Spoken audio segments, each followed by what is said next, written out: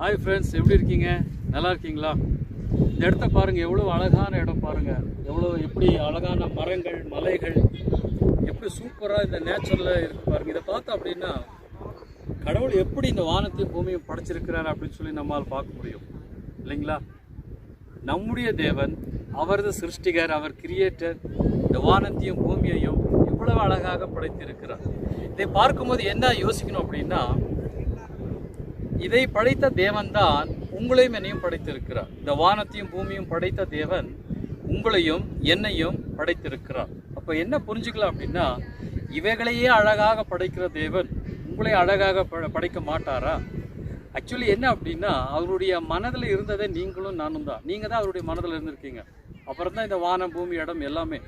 அப்போ என்ன அப்படின்னா, அவர் மனதில் உங்களையும் என்னையும் அழகாக சிருஷ்டிக்கணும், அழகாக படைக்கணும் அப்படின்னு சொல்லி தான் எல்லாத்தையும் அவர் பண்ணியிருக்கிறார் பாருங்க. அப்போ ஒரு வேளை உங்களுடைய வாழ்க்கையில் எத்தனையோ காரியங்கள், விஷயங்கள்